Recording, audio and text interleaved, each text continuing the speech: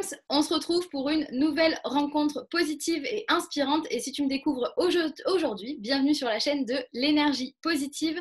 Ici, on parle de comment prendre confiance en soi quand on est hypersensible. Et pour ça, aujourd'hui, j'ai souhaité vous présenter quelqu'un que j'adore, Tevi, qui est coach spécialisé en relations toxiques. Donc, je pense que le sujet en va m'intéresser beaucoup. Tevi, comment tu vas ? Ben, ça va très bien, et toi? Ça va, je suis ravie de te retrouver. Donc, Thévis, c'est quelqu'un que je connais déjà depuis plusieurs années et que j'apprécie beaucoup. Et forcément, je me suis dit, s'il y a une personne pour parler des relations toxiques, et Dieu sait que quand on est hypersensible, c'est un sujet ultra important. Personnellement, que ce soit dans mes coachings ou sur les réseaux sociaux, je vous en parle souvent de faire le tri. Et je pense qu'on va beaucoup parler de ça aujourd'hui. Alors, Thévi, ma chère Thévi, est-ce que tu peux nous parler de ton parcours et de comment tu en es venue déjà à devenir coach, à devenir entrepreneur ? Alors, il était une fois. C'était il y a bien longtemps déjà. J'avais pas réalisé que ça faisait aussi longtemps. Ça fait 5 ans maintenant.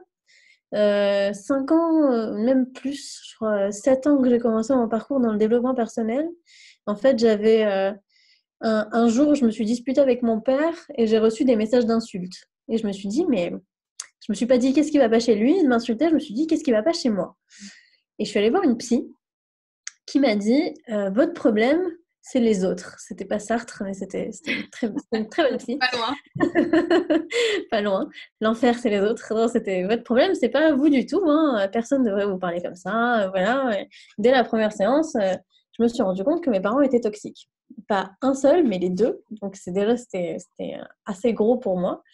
Et donc, à partir de ce moment-là où j'ai compris, il a fallu faire le tri, il a fallu voir. Enfin, déjà, j'ai commencé à faire le tri avec mes parents, à leur dire qu'est-ce que j'acceptais, qu'est-ce que j'acceptais pas. Ensuite, je me suis rendu compte que mon milieu professionnel était toxique. J'étais assistante dans des cabinets d'avocats. Je me faisais littéralement crier dessus, mais hurler dessus tous les jours. Un jour, il y a quelqu'un qui m'a tellement crié fort dessus qu'il y avait une autre personne dans le bureau avec la femme qui me criait dessus. Et cette personne est partie tellement elle était gênée qu'on me crie si fort dessus. Donc, c'était incroyable que j'accepte ça.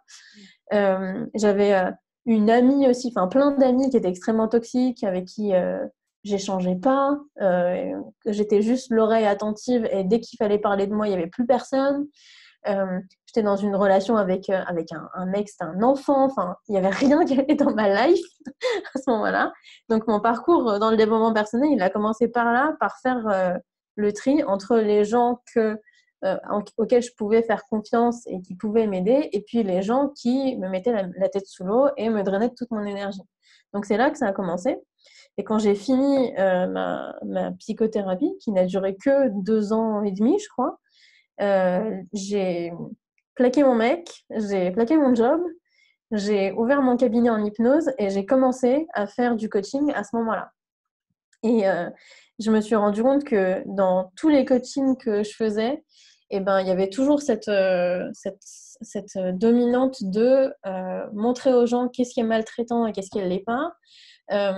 Quelles sont les relations avec qui il fallait couper et les autres. Et ce qui est le plus difficile à entendre, non seulement quand on est coach, mais aussi quand on se fait coacher, c'est que la plupart des gens qui sont toxiques, ils ne vont jamais faire de coaching.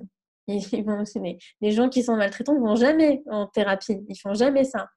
Et du coup, quand nous on y va et qu'on se dit qu'est-ce qui ne va pas chez moi, la plupart du temps, c'est toutes les personnes qui sont toxiques autour de nous et pas nous. Donc c'est trop cool de prendre la responsabilité de tous ces problèmes, mais il faut vraiment aussi laisser une grosse part de responsabilité aux gens qui nous maltraitent et voilà, changer aussi de ce côté-là. Donc voilà, c'est comme ça que j'ai commencé, en étant maltraitée. C'est pas un bon début. Non, mais c'est grâce à ça qu'aujourd'hui tu aides le monde. Et bon, du coup, je me demandais qu'est-ce qui t'avait amené à te spécialiser dans les relations toxiques, mais ça semble assez évident que c'est ce qui a résonné en toi et de par ton parcours. Et d'ailleurs, si vous suivez tes vies sur les réseaux sociaux, c'est vraiment quelque chose que tu explicites sous plein de formes différentes. Et ça, c'est super important. Mais du coup, pour être sûr qu'on parle de la même chose, est-ce que tu pourrais nous dire comment on définit une relation toxique? Ou comment peut-être on se rend compte qu'on est dans une relation toxique? Alors, ce qui est terrible, c'est que la plupart du temps, on ne se rend pas compte qu'on est dans une relation toxique parce qu'on normalise toutes les micro-maltraitances qu'on ressent. La première chose à savoir sur les relations toxiques, c'est qu'il n'y a pas de gens toxiques, il n'y a que des comportements qui sont toxiques. Et l'autre chose à savoir aussi, c'est qu'on peut se sentir maltraité sans que la personne ait voulu qu'on nous maltraite. Mais ce n'est pas parce que la personne ne l'a pas voulu qu'il faut clairement invalider notre propre perception de ce qui s'est passé. Si on s'est senti maltraité, on l'a été, et c'est tout. Donc, à partir du moment où on se sent mal dans une relation et que la personne en face n'accepte pas nos limites, c'est quelque chose de toxique. C'est-à-dire que si j'arrive dans un endroit, dans mon milieu professionnel, et qu'il y a quelqu'un qui me crie dessus et que je lui dis explicitement par contre, là, à partir du moment où tu oses la voir, on va arrêter notre conversation et que 5 minutes plus tard, tu te fais encore crier dessus, là, tu peux être sûr que c'est une relation qui est toxique. Parce qu'à partir du moment où la personne en face ne respecte pas tes limites, il y a quelque chose qu'il faut arrêter, quoi. Donc, je dirais que c'est ça. Dans les relations, chacun a sa liberté. À partir du moment où la personne en face dépasse cette liberté-là et piétine le cadre, c'est toxique. Et il faut y remédier parce que c'est pas bien de vivre avec ça dans sa vie, enfin. Non, ça fait pas rêver. Mais après, c'est vrai que souvent, on rencontre beaucoup de personnes qui en fait vivent des relations toxiques et savent le verbaliser. Mais une fois qu'il faut passer à l'action et faire le tri, sont relativement bloqués parce que je pense que tu vas pouvoir corroborer ça. Mais alors, on parle souvent de relations toxiques. Tu vois, par exemple, sur le boulot, où on a l'impression qu'il y a un peu de distance. Mais qu'est-ce qui se passe quand les relations toxiques, c'est ton cercle le plus proche? Tu évoquais tes parents. Comment tu arrives en fait à prendre ce recul-là avec les gens que tu aimes le plus, mais qui sont également aussi souvent les gens les plus toxiques pour toi? Bah, ce qui est terrible et à la fois ce qui est trop bien, c'est que les gens qui nous sont toxiques, un jour, ils dépassent vraiment une limite qu'ils n'auraient jamais dû franchir. Et la plupart des gens qui prennent des coachings, ils ont déjà vécu soit des insultes, soit... Enfin, moi, par exemple, quand j'ai coupé les ponts avec ma mère, c'est parce qu'elle avait commencé à me frapper. Donc déjà... Mais c'est terrible parce que si elle n'avait pas dépassé cette limite, je serais restée. Elle aurait continué à être toxique avec moi. Et le fait qu'elle m'ait frappée, ça m'a aidé à partir. Donc c'est à la fois une expérience absolument affreuse, mais à la fois, c'est génial parce que si elle l'avait pas fait, je serais jamais partie. Et mon père, c'est pareil. S'il m'avait jamais insulté par message, ben je serais jamais allée voir une psy, je m'en serais jamais rendu compte. Donc, au bout d'un moment, je crois que quand on vit ce genre de relation toxique, il faut pas avoir peur d'être un peu masochiste et de pousser l'expérience jusqu'à se dire, ben voilà, je vais mettre en place des limites. Et si le jour où je dis, par contre, là aujourd'hui, t'arrêtes de me crier dessus, et si la personne nous vire, j'en sais rien si c'est. Ou alors, si nos parents commencent à exploser, à tout casser, à devenir violents et ce genre de choses, ben, il ne faut pas avoir peur parce que ça sera sûrement l'élément déclencheur pour qu'on se dise, bah, ce jour-là, je vais pouvoir partir. Parce que ça sera intolérable pour moi. Et il y a des gens qui ont besoin d'encore plus. Il y a des gens qui ont besoin d'être frappés, il y a des gens qui ont besoin juste d'être insultés, il y a des gens qui ont besoin de moins. Et c'est à nous de comprendre où est-ce qu'il est notre cadre et qu'est-ce qu'on a décidé d'accepter ou pas, quoi. Donc, c'est à la fois terrible ce que je suis en train de dire, à la fois, ben, c'est la base de tous mes coachings, c'est qu'on part d'une situation qui a l'air complètement irréparable et au final, on se rend compte que c'est parce que c'est cassé qu'on peut tout reconstruire, quoi. Et c'est ça qui est génial. D'accord, ok, je comprends. Donc en fait, tu vas te donner toujours le cadre de je pose mes limites et une fois ça, ça va te permettre de savoir si la personne est toxique ou non parce qu'elle a dépassé tes propres limites. Mais est-ce qu'il y a du coup un moyen pour faire un espèce de bilan des gens qui t'entourent et savoir qu'est-ce qui est toxique ou non sans peut-être atteindre ce forme de limite de jusqu'à se faire frapper, jusqu'à se faire insulter, etc. Est-ce qu'il y a des formes de barème ou des red flags, des choses qui sont, on va dire, en toute situation, on peut savoir que c'est toxique ou c'est extrêmement personnel? Je crois que ouais, c'est totalement personnel. Il y a des gens qui se sentent jamais maltraités de rien. Et par exemple, je vais donner un exemple hyper simple. Mon fiancé, Mathéo, il a un frère. Et son frère, moi j'en suis sûre, il est complètement autiste. Et il a un comportement en situation de crise quand les gens s'énervent qui est génial. Il entre jamais dans le conflit.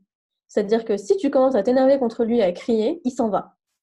Il s'en va. Genre, il y a pas, il ne supporte tellement pas ça qu'ils ne t'expliquent pas, ils se cassent. Et je trouve ça génial. Je trouve ça génial. Si j'avais l'intelligence sociale et émotionnelle de faire ça, mais je le ferais tout le temps, je me casserais tout de suite. Enfin, franchement, je ne rien, je partirais. Et donc lui, du coup, il se sent jamais maltraité. Parce qu'il donne à personne l'opportunité de le maltraiter, vu qu'il s'en va avant. Donc il y a des gens qui ne se sentent jamais maltraités. Et il y a des gens qui se sentent maltraités et qui se laissent maltraiter. Donc, il faut vraiment déterminer avec chacun. Et c'est pour ça que c'est aussi important de se faire accompagner. Et il n'y a jamais d'autre solution. C'est terrible. J'ai l'impression d'être devant des tapis quand je dis ça, mais c'est vrai, en fait. C'est-à-dire qu'il n'y a pas d'autre solution dans ces moments-là que de se faire accompagner. Parce que quand on est dedans, on ne voit pas objectivement où est le cadre. Alors que quand on est accompagné, l'autre personne peut voir là où tu te sens maltraité, là où tu sens des émotions négatives, là où il y a une personne qui a dépassé les limites. Et c'est en tant que professionnel qu'on peut donner les clés, quoi. Donc, c'est bien de consommer du contenu où on comprend ce que c'est que les relations toxiques et on comprend ce que c'est que le cadre, on comprend ce que c'est que les limites et qu'est-ce que c'est que la liberté. Mais à partir du moment où chacun ressent les choses différemment, bah, on est obligé d'avoir quelqu'un pour mettre un barème. C'est obligé d'aller voir un professionnel.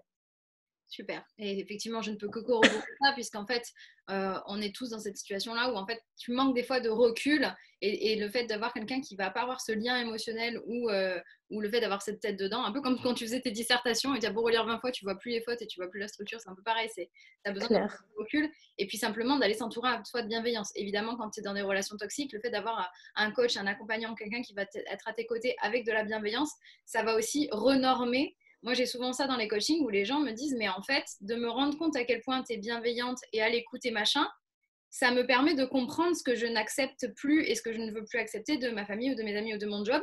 Parce qu'en fait, au bout d'un moment, tu es tellement dans la toxicité que tu oublies, ça devient ta norme en fait. C'est-à-dire que quand tu baignes dans la toxicité en permanence, que ce soit dans ton job, dans ta famille, dans tes amis, tout, au bout d'un moment, tu te dis, bah, c'est moi le problème puisque tout le monde agit comme ça.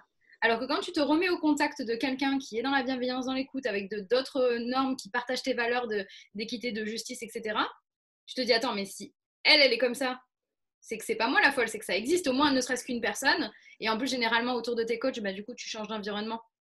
Et je sais que toi aussi, c'est pareil. Tu vas apporter ça et faire que, du coup, tu montres un peu une autre vision, un autre bout du monde qui fait que, attendez, mais moi je veux aller là-bas, là, dans la bulle de bienveillance, pourquoi je resterai avec cette toxicité? Et c'est ça que ça va vous apporter. Il y a quelque chose qui me tient à cœur, tu le sais personnellement, et pour ceux qui le savent, moi je suis quelqu'un d'ultra sensible, donc une hypersensible, hyper empathique. Et en fait, dans les relations toxiques, il y a la part nos relations toxiques, mais je sais que j'ai très souvent des questions, et moi j'accompagne aussi des gens qui ont toujours cette envie d'aider les gens qui ont une perception que leurs amis ou leur famille sont dans des relations toxiques. Et c'est un sujet sensible parce que quand tu es hyper empathique, bah, tu as vraiment envie d'aider, de sortir cette personne-là, etc. Mais la personne ne voit pas nécessairement qu'elle est dans une relation toxique. Et d'ailleurs, souvent, pour ma part, je leur dis, mais en même temps, tu ne peux aider que des gens qui ont envie d'être aidés. Mais du coup, est-ce que tu es confronté à ça, aux gens qui en fait ont aussi des gens qui ont des relations toxiques à côté d'eux et qui ont envie d'agir? Qu'est-ce qu'on peut faire, qu'est-ce qu'on doit faire, qu'est-ce qu'on ne doit pas faire quand les relations toxiques ne nous concernent pas, mais concernent quelqu'un qu'on aime? C'est marrant parce que j'ai eu cette question il n'y a pas très longtemps. C'était une jeune fille, elle devait avoir 18 ou 19 ans et c'est son copain dont les parents étaient toxiques. Et elle me posait la question, qu'est-ce que je peux faire pour lui? Qu'est-ce que je peux faire pour l'aider? Parce que vu qu'il est dans cet environnement toxique, il est devenu, à cause de ça, jaloux et possessif. Parce que ses parents lui ont appris que l'amour, c'est comme ça que ça s'exprimait. Et du coup, si mon mec ne travaille pas sur ses blessures, on va être obligé de rompre. Et je lui ai dit, mais est-ce que lui, il a voulu voir un psychologue? Elle m'a dit, il est clairement contre. Et je lui ai dit, mais est-ce qu'il a déjà exprimé le fait de vouloir être aidé? Et elle m'a dit non. Et je lui ai dit, et elle me dit, mais je l'aime, et du coup, j'ai envie que la situation, elle s'arrange parce que j'ai pas envie de rompre. Et je lui ai dit un truc qui était très dur, mais qu'il faut que tous on accepte, mais je sais que c'est très dur, mais il faut qu'on accepte tout ça, c'est que l'amour, c'est pas assez. Et ça sera jamais assez. Que ce soit l'amour pour un ami, pour des parents, ou alors pour notre conjoint ou notre conjointe, l'amour, ça sera jamais assez. C'est-à-dire que les personnes qui sont toxiques avec nous le sont toujours souvent et exprime souvent que c'est par amour. Je te frappe parce que je t'aime. Je te punis parce que je veux être un bon parent et du coup, je te punis pour ton bien. Tout ça, c'est toujours des expressions de l'amour qui sont mais complètement toxiques et complètement maltraitantes. Donc, à partir du moment où on est là-dedans, il faut aussi essayer et être conscient que quand on est dans cette relation-là où la personne vit des relations toxiques et devient toxique pour nous, il faut se remettre au centre de notre propre vie et se dire bah, qu'est-ce qui est le mieux pour moi? Est-ce que c'est mieux pour moi de rester avec quelqu'un qui est jaloux et possessif, quel que soit son vécu, ou est-ce que pour moi c'est mieux de partir? Et à partir du moment où bah, c'est terrible, mais c'est ça, c'est de l'amour propre, quoi. À partir du moment où tu t'aimes assez pour te dire je n'ai pas à vivre ça, bah, c'est là que tu prends la bonne décision. Mais si tu ne te mets pas au centre de cette relation et que tu ne te dis pas je n'ai pas à prendre la responsabilité de la souffrance des autres, mais je dois prendre la responsabilité de ma propre souffrance et ce genre de comportement, ça me fait souffrir moi, ben, à partir du moment où on accepte qu'on n'a pas à prendre toute cette responsabilité, c'est là qu'il y a la clé et qu'il y a la solution du problème. Donc c'est vraiment très important et c'est difficile de l'expliquer comme ça avec des mots parce que c'est une émotion, quoi. C'est vraiment je m'aime assez pour sortir de là, en fait. Je m'aime assez pour ne pas prendre ce genre de responsabilité-là. Je m'aime assez pour ne pas avoir à souffrir pour les autres. Parce qu'on n'a pas à souffrir pour les autres, en fait. On doit s'aimer assez pour sortir de là. Et c'est vraiment... faut vraiment... faut vraiment, comment dire, avoir comme valeur numéro 1, je suis la personne la plus importante de ma vie et c'est moi que je dois aimer en premier en toutes circonstances. Et c'est dur, et je sais que c'est dur, parce que j'ai dû faire ces choix-là. Je sais que c'est hyper dur, mais tant qu'on ne fait pas ce choix-là de se mettre en premier, ben, on peut aider personne. Parce que, par exemple, si je suis une maman et que je ne me soigne pas avant de soigner mes enfants, personne ne s'occupera d'eux et moi, ben, je vais rester malade. Donc, c'est pareil. C'est le principe du masque à oxygène dans l'avion, quoi. D'abord, on met le sien et après, on met celui aux autres. J'adore cette image, j'en suis fan. Merci pour cette réponse que je trouve évidemment super pertinente. Et d'ailleurs, est-ce qu'on pourrait refaire un focus sur le lien parent-enfant que tu viens d'évoquer à la fin? Parce que j'ai toujours l'impression que dans la norme, enfin la norme, les normes-pensants ou la société dans ce qu'on nous enseigne, les gens sont à même de l'entendre pour le couple, pour les amis et beaucoup moins pour les parents.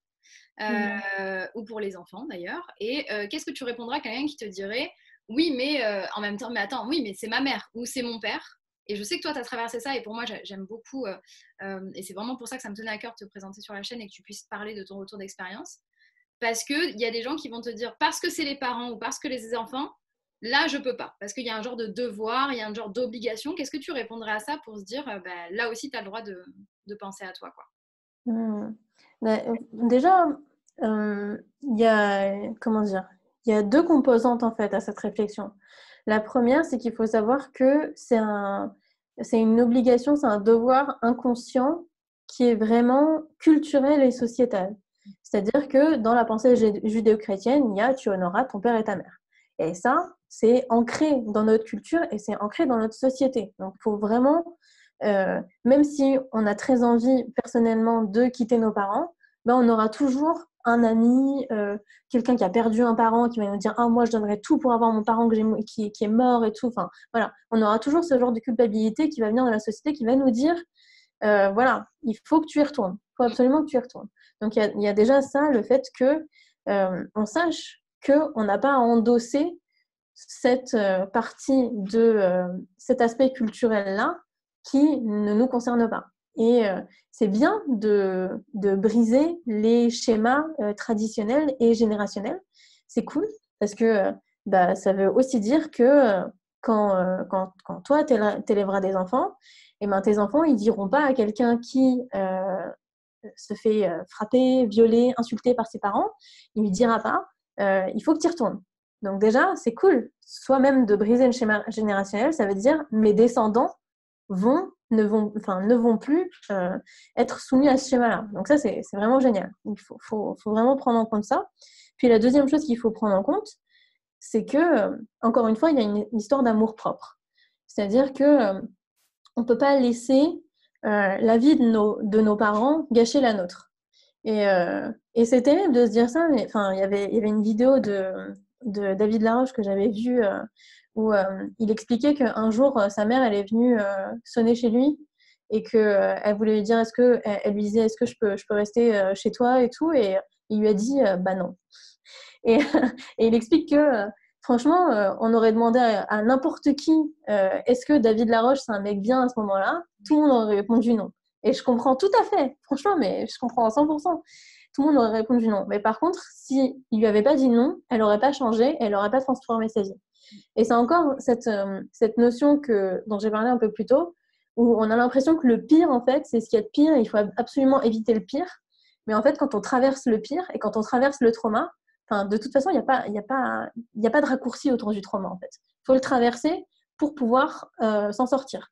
Et là, c'est exactement la même chose. C'est-à-dire qu'avec tes parents, si tu as des parents qui sont maltraitants et que tu as cette culpabilité de partir et que tu te rends compte que même quand tu coupes ton téléphone pendant 1 heure, tu te sens mieux que de leur parler. À partir du moment où tu te rends compte que ton bonheur à toi, il dépend du fait de ne plus leur parler, il y a un moment où il faut arrêter d'hésiter, quoi. Faut commencer à penser à soi et à s'aimer avant d'aimer n'importe qui d'autre. Et c'est hyper dur, je le sais. C'est hyper dur d'arrêter d'aimer les autres plus que soi, mais c'est capital de faire ça pour briser les schémas, quoi. Et c'est le premier truc qu'on devrait faire. Ouais, je partage tout à fait ça. J'avais souvent fait la dernière fois, j'avais fait une vidéo sur l'égoïsme où on a toujours cette impression que c'est un comportement égoïste. Et en fait, c'est juste se rééquilibrer parce qu'en fait, arrêtez de vous considérer en dessous. L'amour-propre, comme tu le dis si bien, c'est juste s'aimer au moins autant que tu aimes les autres. Et donc, de toute façon, que tu souhaiterais pas ça ni à tes parents, ni à ta meilleure amie, ni à personne, c'est juste que l'amour que tu as pour toi, il doit être au même niveau minimum que ce qu'il y a pour les autres. Et c'est justement dans ce genre de décision où du coup, ça devient une vraie réflexion de est-ce que tu te places en dessous ou est-ce que tu te places à égalité en fait, ni en dessous, ni en dessus. Mais ton bonheur vaut autant que celui de tes parents, que celui de ta meilleure amie, que celui des gens avec qui tu travailles, etc. Est-ce que du coup il y a quelque chose, j'appelle ça une erreur, mais c'est pour le mot, mais c'est pas vraiment ça, mais quelque chose que tu aurais traversé et que tu veux absolument, que tu veux absolument éviter aux gens que tu accompagnes, une erreur que tu aurais faite et que tu fais tout pour que justement les gens que tu aides n'aient pas à vivre ça.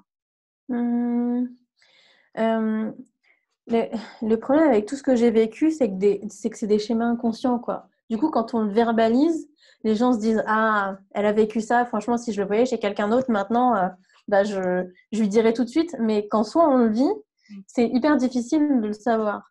Et il faut savoir qu'il y a un cycle dans la maltraitance qui est là et qui revient toujours. C'est-à-dire que on fuit parce qu'il y a une dispute, on fuit de ses parents parce qu'il y a une dispute, et puis on se sent bien, et puis à un moment on culpabilise parce qu'on est parti. Et à partir du moment où on culpabilise, on revient. Et à partir du moment où on revient avec des parents maltraitants, ils font comme si de rien n'était. Et donc on retourne dans la phase de lune de miel et tout se passe bien.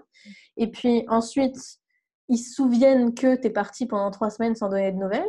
Donc il y a la tension qui monte, et puis après ça rééclate quand tu te sens le mieux, et puis tu refais le cycle. Le truc, c'est que tu te rends compte à chaque fois que tu es dans le cycle.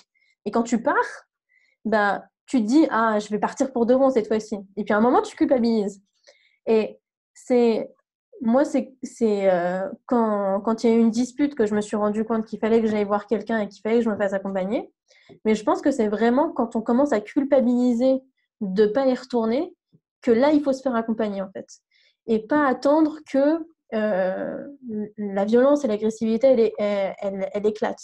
Il faut vraiment être dans une optique que chaque émotion négative qu'on vit avec nos parents, je ne dis pas qu'elle ne devrait pas exister, mais en tout cas, si elle est vraiment désagréable et assez désagréable pour en parler et pour être omniprésente dans notre vie, il faut aller se faire accompagner pour soigner ça, quoi, pour traiter ça. Donc, s'il y avait une erreur que j'aurais pas dû faire et que j'aimerais éviter aux gens, bah, c'est pas d'avoir attendu que mes parents me frappent ou m'insultent pour aller voir quelqu'un, quoi. J'aurais dû y aller avant, ça c'est clair et net. Donc, ouais. Il faut accompagner. En plus, aujourd'hui, on est dans une ère qui pour moi est magique, c'est que justement, et t'en es le plus bel exemple, Stevie, elle est coach spécialisée en relations toxiques. C'est-à-dire que maintenant, vous avez la chance d'avoir des coachs, des accompagnants, des thérapeutes, sous toute forme, sous plein d'outils, sous plein de spécialités. Et forcément, il y a quelqu'un qui est là pour vous aider sur ce que vous traversez spécifiquement. Et Tévi, ce qui est magique avec ça, c'est que justement, elle a vécu quelque chose, elle l'a dépassé, donc elle sait ce que c'est. Et forcément, trouver des coachs qui en fait ont ce que vous voulez avoir et qui ont vécu ça et qui l'ont dépassé, c'est magique parce que c'est pas des gens qui vont vous faire la leçon, c'est des gens qui vont dire bah putain, j'étais à ta place il y a 1 an, il y a 2 ans, j'ai vécu ça, je sais ce que c'est. Et donc, n'hésitez pas à vous renseigner parce qu'à un moment, il y a maintenant des gens qui vont vivre exactement peut-être à 85% des choses comme vous. Et donc, du coup, ben, voilà, n'hésitez pas à vous faire accompagner pour vous faire aider pour ça. Et du coup, pour le versant positif, qu'est-ce que ce serait ta plus grande fierté aujourd'hui?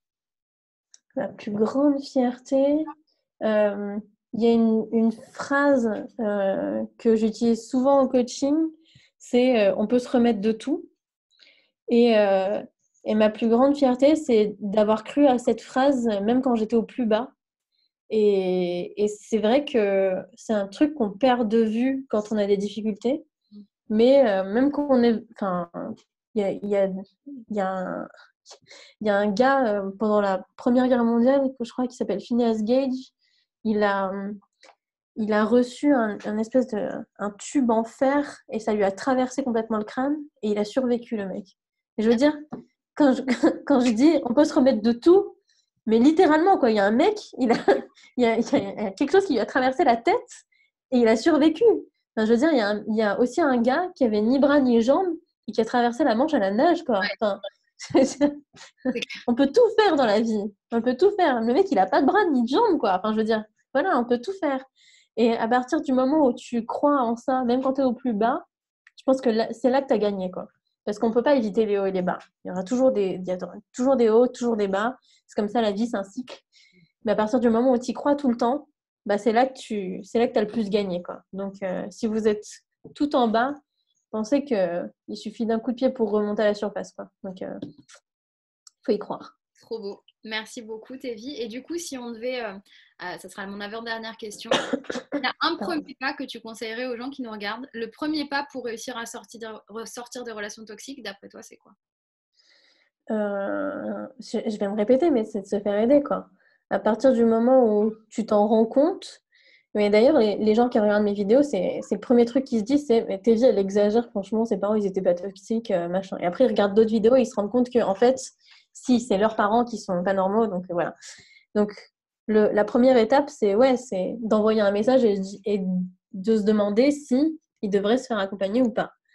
Et à partir de là, enfin, ça engage à rien, en fait, un message. Ça engage à rien du tout. Et ça peut aider énormément, quoi. Et ça ne veut pas dire que ça débouchera sur un accompagnement ou sur quoi que ce soit. Mais par contre, faire le premier pas de changer et de contacter quelqu'un pour se faire aider, ça change énormément, quoi. Même un message, ça peut tout changer. Donc, contacter n'importe qui, ça peut être moi, mais ça peut être toi aussi, ça peut être un psychologue, ça peut être n'importe qui. Faites le premier pas, quoi. Faites celui-là de contacter quelqu'un qui peut vous aider, c'est ça qui va tout changer. Je survalide. Moi, je parle souvent de petit pas par petit pas. Et ce qui compte, c'est de faire un step après l'autre parce qu'en fait, c'est comme ça que tu avances. Donc, n'aie pas peur d'avancer lentement. Juste fais un pas après l'autre. Et merci pour ça. Merci pour ces retours, Tévi, qui étaient super intenses et super riches en informations. Et évidemment, je vous conseille d'aller vite suivre Tévi sur tous ses réseaux sociaux. Vous la retrouvez sur Instagram, sur TikTok, sur Facebook. Mais surtout, vous avez toutes les informations sur son site internet tevi-con.com. De toute façon, je vous mets le lien dans la description de cette vidéo. Et avant qu'on termine cette interview, Tévi, je voudrais savoir si je devais aller rencontrer une autre personnalité positive et inspirante qui aurait cette sensibilité, tu me connais. Après toi, ce serait qui? Je connais une coach. Bon, alors son Instagram est surtout en anglais, mais elle est francophone parce qu'elle est suisse, qui s'appelle Iliana. Soul Clarity, je crois que c'est son Instagram. Et elle est top, elle parle beaucoup de spiritualité, elle est beaucoup dans le coaching à l'américaine et tout. Et c'est vraiment cool ce qu'elle fait. Enfin, cool dans le sens où tu as envie de traîner avec elle, tu as envie qu'elle soit ta pote, quoi. Donc vraiment, si tu devais contacter quelqu'un, je pense que ça serait bien que tu la contactes elle. Top. Je vais aller voir ça. Super. Merci beaucoup, Tévi. Merci à tous. Et bien, du coup, évidemment, le mot de la fin, ça va être Faites le tri, n'ayez pas peur de faire le point sur vos relations et de vous faire accompagner si vous en avez besoin, de faire ce premier pas-là. Et n'oubliez pas, be pumps, be positive et surtout be yourself. Tu es parfaite telle que tu es et tu mérites le meilleur. Ceci est non négociable. Et bah, Tévi, je vais te proposer de m'accompagner pour le pom kiss, le pom Oui. final. T'es prête? Yes. Attention, 3, 2, 1, pom kiss! Yes. Merci Tévi, merci à tous. Gros bisous. Ciao.